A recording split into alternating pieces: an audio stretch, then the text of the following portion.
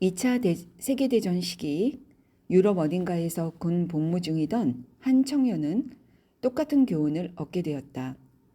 그의 이름은 테드 벤저미노로 메릴랜드주 볼티모어시의 눌림가 5716번지에 거주한다.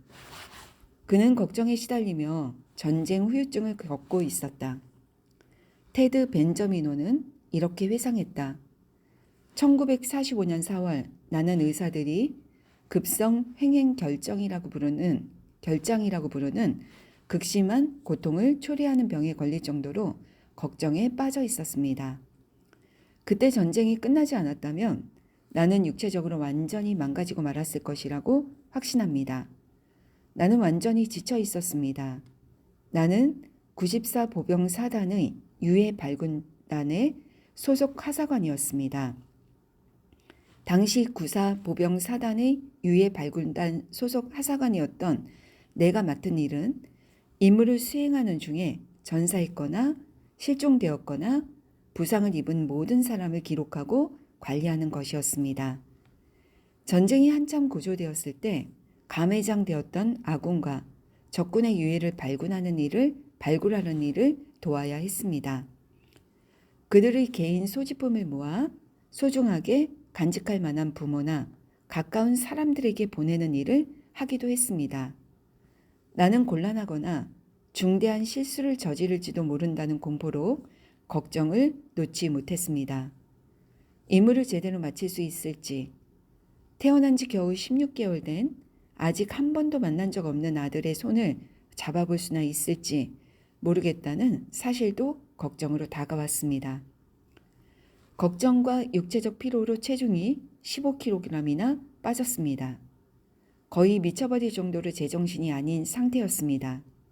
손을 보면 뼈와 가죽밖에 남아있지 않았습니다. 나는 육체적 파멸의 상태로 집에 돌아가게 될까봐 잔뜩 겁을 먹었습니다. 나는 결국 무너졌고 아이처럼 흐느껴 울고는 했습니다.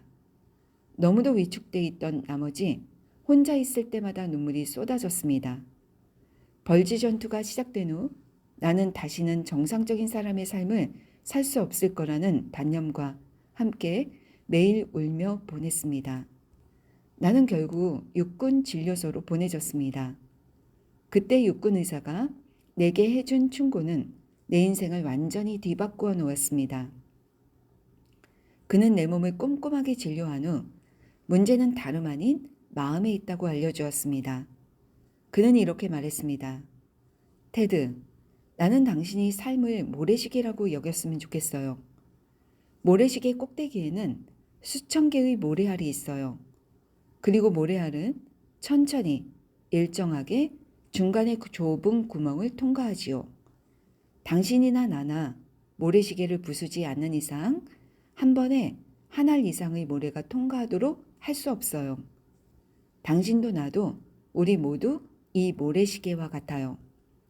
우리는 아침에 눈을 뜨면서 그날 해야 할 일 수백 가지를 떠오르지만 결국 모든 일은 모래알이 한 알씩 모래시계 구멍을 통과하듯 한 번에 한 가지씩의 일을 천천히 일정하게 해내야 하는 거예요.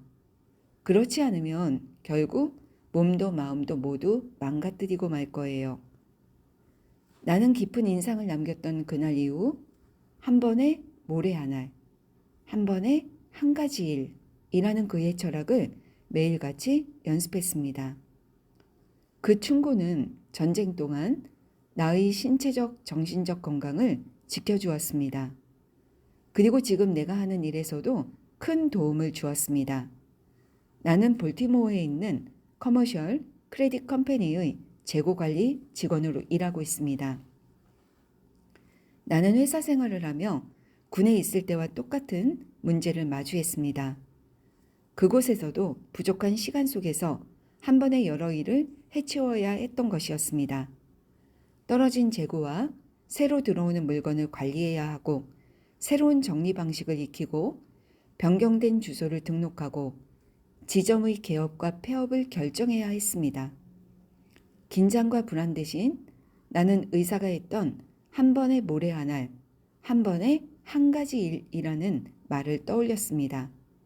그 철학을 속으로 끝없이 되뇌며 더욱 효율적으로 업무를 수행할 수 있었고, 전쟁터에서 자신을 거의 망가뜨릴 뻔한 혼란스럽게 뒤섞인 감정은 더는 나를 괴롭히지 않았습니다.